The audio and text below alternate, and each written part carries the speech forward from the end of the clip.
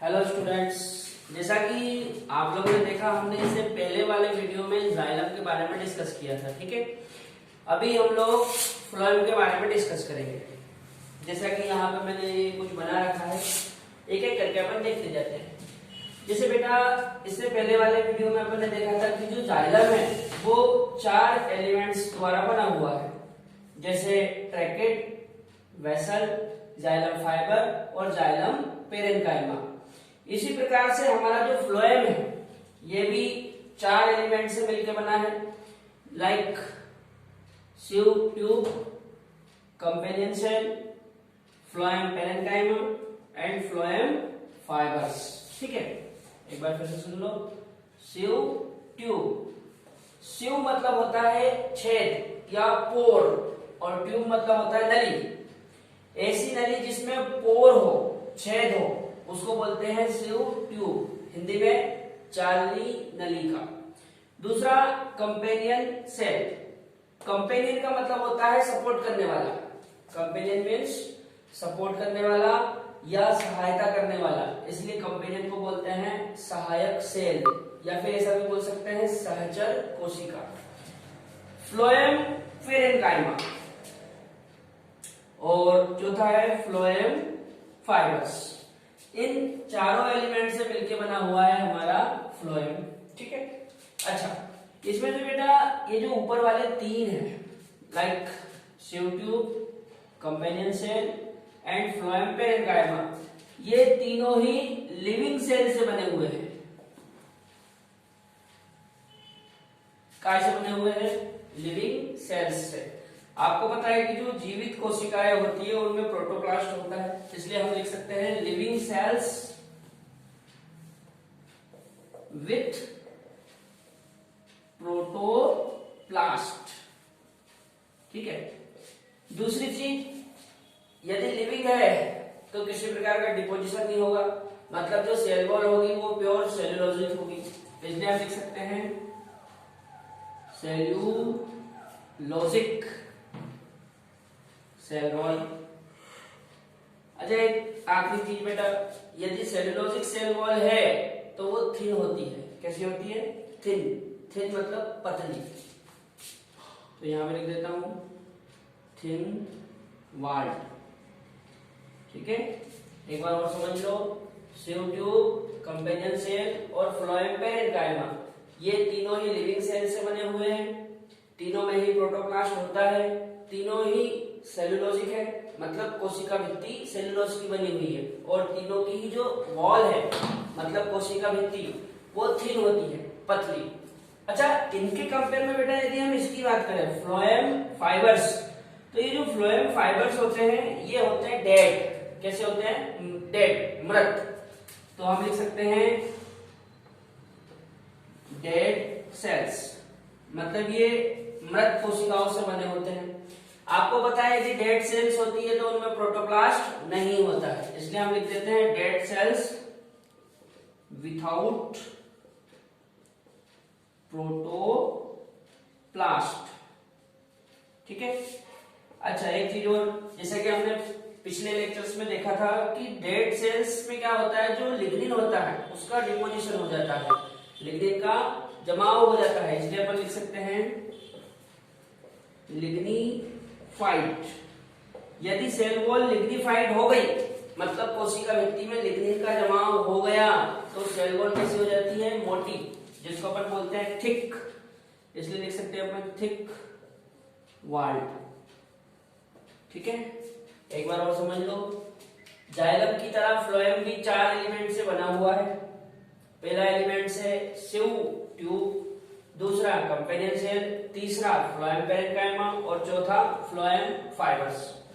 सिव tube, companion cell और phloem parenchyma, ये तीनों ही लिविंग सेल से बने होते हैं। तीनों में ही प्रोटोप्लास्ट होता है, तीनों में ही सेल वॉल सेल्यूलोजिक होती है, और तीनों में ही जो सेल वॉल है उसकी भित्ति पतली होती है, थिन वॉल्ड। लेकिन जो फ्लोएम फाइबर्स है ये डेड सेल से बने हुए हैं, इसलिए प्रोटोप्लास्ट अनुपस्थित होता है, एब्सेंट, और लिग्निफाइड होते हैं, मतलब कोशिका भित्ति के चारों ओर लिग्निन का जमा हो जाता है, इसलिए कोशिका भित्ति मतलब सेल वॉल कैसी हो जाती है? थिक। जिसको मैंने लिखा है थिक वॉल्ड। अच्छा, जैसा कि बेटा मैंने पहले के लेक्चरों में भी बताया था कि ये चीज आप अपने हिसाब से नोटबुक में नोट कर सकते हैं, और ये सारी चीजें आपको एनसीईआरटी में भी मिल जाएगी आप जब एनसीईआरटी रीड करोगे तो। ठीक है, आगे चलते हैं। यहाँ पे मैंने सीयू ट्यूब एलिमेंट्स के बारे में कुछ बातें लिख रखी है। ठीक है, जैसे हमारे ये 4 एलिमेंट है, sieve tube, companion cell, phloem parenchyma और फ्लोएम फाइबर्स। इनमें से जो सबसे पहला है सीयू ट्यूब एलिमेंट्स, इसके मैंने कुछ फीचर लिख रखे हैं। सबसे पहली चीज परफोरेट एंड वॉल्स। परफोरेट का मतलब होता है बेटा छिद्रित, मतलब जिसमें पोर हो, और एंड वाल का मतलब होता है अंदर वाली वॉल, मतलब अंदर वाली भित्ति। जो सीयू ट्यूब होती है उसकी अंदर वाली जो वॉल होती है वो छिद्रित होती है, उसमें बहुत सारे पोर होते हैं, इसके लिए इसको बोलते हैं अपन परफोरेट एंड वॉल्स। ठीक है। अच्छा, एक चीज और बताऊं आपको, यहाँ पे जो सीयू शब्द लिखा हुआ है, जैसे मैंने यहाँ नीचे भी लिख रखा है सीयू। सीयू मीन्स होता है बेटा पोर्स। सीयू मीन्स पोर्स मतलब छिद्र। यदि कहीं पे बहुत सारे छिद्र हो तो उन पोर्स को अपन क्या बोलते हैं? सीयू। तो ये जो ट्यूब है, इस ट्यूब में बहुत सारे पोर्स होते हैं अंदर वाली दीवार में, इसलिए इसको बोलते हैं सीयू ट्यूब्स। अच्छा, आगे देखते हैं। ये जो सीयू ट्यूब होती है इसमें पेरिपेरल होता है साइटोप्लाज्म, और लार्ज होता है वैक्यूल, मतलब सेंटर में जो वैक्यूल है उसका साइज बड़ा होता है, इसलिए जो साइटोप्लाज्म है वो कहाँ जाता है? पेरीपेरी पे, परिधि पे। ठीक है। बट लैक न्यूक्लियस, इसमें साइटोप्लाज्म होता है, लार्ज वैक्यूल भी होता है, लेकिन न्यूक्लियस मतलब नाभिक अनुपस्थित होता है। ये बहुत इंपॉर्टेंट है, याद रखना। जो सीयू ट्यूब एलिमेंट है वो लैक न्यूक्लियस होते हैं, मतलब इनमें नाभिक नहीं होता है। ठीक है। अच्छा, एक खास बात यहाँ पे मैंने नोट करके लिख रखी है, in gymnosperm the phloem lacks sieve tube.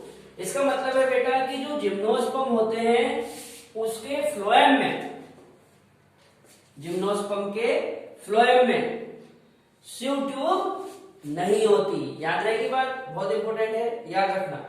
जो जिम्नोस्पर्म होता है इनके फ्लोएम में सीयू ट्यूब नहीं होती है। बाकी सीयू का मतलब आपको मैंने समझा दिया, फोर्स। ठीक है। अच्छा, एक इंपॉर्टेंट चीज सुनो, जैसे यहाँ पे लिखा अपन ने लैक न्यूक्लियस, मतलब सीयू ट्यूब में नाभिक नहीं होता, न्यूक्लियस एब्सेंट होता है। अब यदि इसमें न्यूक्लियस नहीं है तो फिर इसके फंक्शन को मेंटेन कौन कर रहा है? भाई, किसी भी चीज के फंक्शन को मेंटेन करने का काम न्यूक्लियस का होता है।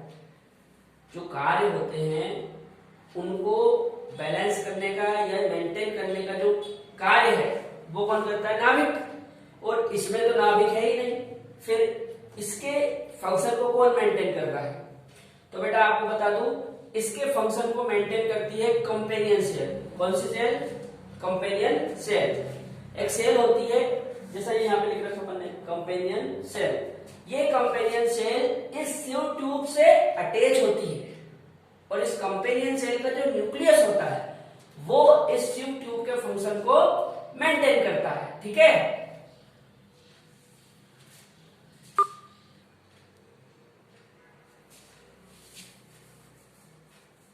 देखो बेटा, जैसे ये यहाँ पे कंपेनियन सेल्स के बारे में मैंने कुछ बातें लिखी हुई है, जैसे अपन ने सीयू ट्यूब के बारे में कुछ फीचर्स देखे, वैसे ही कंपेनियन सेल्स के बारे में कुछ इंपोर्टेंट बातें लिखी हुई है जो एनसीईआरटी में दी हुई है। ठीक है। चूंकि एनसीईआरटी में है इसलिए इंपोर्टेंट हो जाता है। एक एक करके देखते हैं। सबसे पहले लिखा है बेटा मैंने, इट्स पेरेन्काइमेटस सेल। इसका मतलब ये है कि जो कंपेनियन सेल है ये पेरेन्काइमा कोशिकाओं से बनी हुई है। किससे बनी हुई है? पेरेन्काइमा कोशिकाओं से बनी हुई है। या हम ऐसा भी कह सकते हैं कि जो कंपेनियन सेल है ये एक प्रकार की पेरेन्काइमा सेल है। कौन सी सेल है? Parenchyma cell. दूसरी बात बेटा, it linked to sieve tube, मतलब ये जो कंपेनियन सेल है ये सीयू ट्यूब से जुड़ी हुई रहती है, लिंक्ड। थोड़ी देर पहले भी मैंने आपको वहां पर बताया था कि जो सीयू ट्यूब है इसके फंक्शन को कौन मेंटेन करता है? कंपेनियन सेल का न्यूक्लियस। क्यों?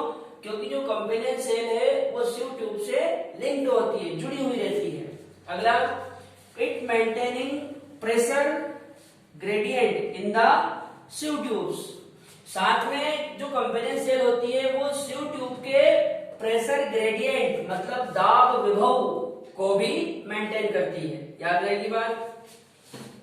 कंपेनियन सेल एक प्रकार की पैरेन्काइमा सेल है, ये सीव ट्यूब से जुड़ी हुई रहती है और ये सीव ट्यूब के फंक्शन को तो मेंटेन करती है, साथ में जो सीव ट्यूब का प्रेशर ग्रेडियंट होता है, दाब विभव, उसको भी मेंटेन करती है। ठीक है, ये हमारा कंपेनियन सेल हो गया। कंपेनियन सेल के बाद इस तरफ मैंने लिख रखा है फ्लोएम पैरेन्काइमा।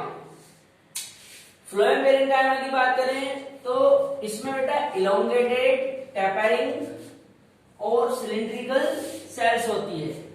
जो फ्लोएम पैरेन्काइमा की सेल होती है वो इलोंगेटेड मतलब लंबी, टेपरिंग मतलब बीच में स्पेस कम होता है, और सिलिंड्राकार मतलब बैलन जैसी होती है।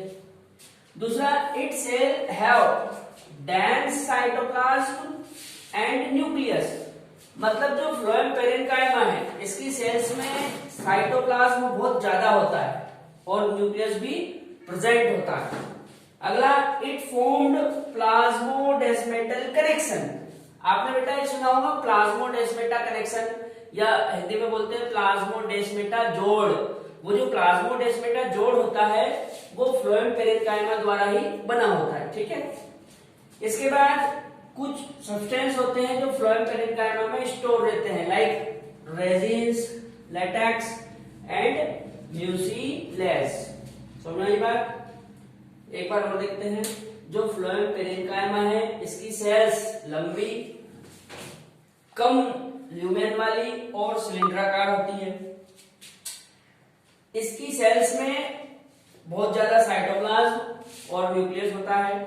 साथ में इसकी जो कोशिकाएं हैं वो प्लाज्मोडेस्मेटा कनेक्शन बनाती है, और जो फ्लोएम पैरेन्काइमा है इसके भीतर रेजिन, लैटेक्स और म्यूसिलेज जैसे पदार्थ स्टोर होते हैं। ठीक है, अगला फ्लोएम फाइबर्स के बारे में अपन देखते हैं। ठीक है, ये जो फ्लोएम फाइबर्स है सबसे खास बात ये है बेटा कि इसको बास्ट फाइबर बोलते हैं। क्या बोलते हैं? Bast fibre. याद रखना, ये लिखा मैंने, इट कार्ड बास्ट फाइबर्स, मतलब जो फ्लोएम फाइबर्स होते हैं इनको क्या बोलते हैं? Bast fibres. अगली बात बेटा, ये इलोंगेटेड होते हैं, अनब्रांच्ड होते हैं और पॉइंटेड होते हैं। तीनों का मतलब समझा देता हूं।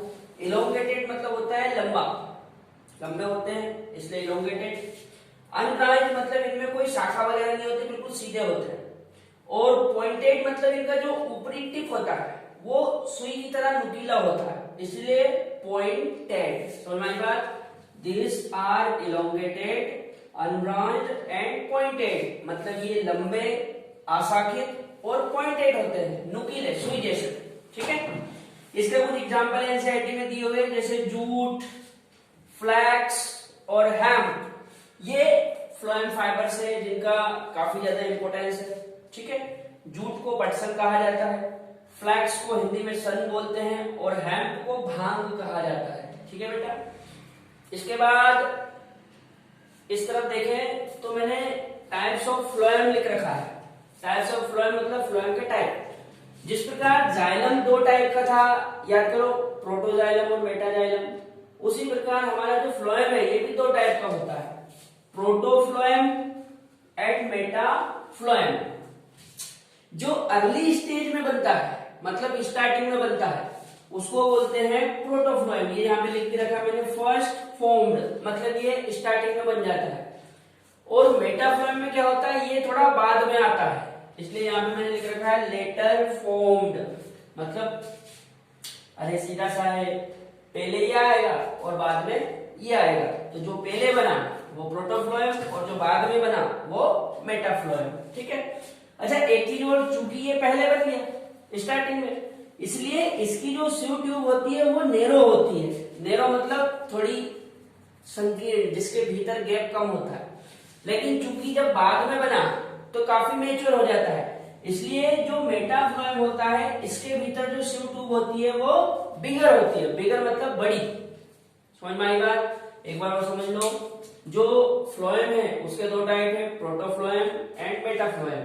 प्रोटोफ्लोएम फर्स्ट फॉर्म मतलब पहले बन जाता है, और मेटाफ्लोएम लेटर फॉर्म मतलब बाद में बनता है। प्रोटोफ्लोएम में जो सिव ट्यूब होती है वो नैरो होती है मतलब संकीर्ण, और मेटाफ्लोएम में जो सिव ट्यूब होती है वो काफी बड़ी बड़ी होती है, बिगर। ठीक है बेटा, यहाँ पे अपना फ्लोएम कंप्लीट होता है, जाइलम अपन पहले ही पढ़ चुके हैं, तो एक प्रकार से हमारा जो टिश्यू वाला पार्ट है ये कंप्लीट हो जाता है। अब हम आगे की क्लासों में टिश्यू सिस्टम के बारे में डिस्कस करेंगे, ठीक है।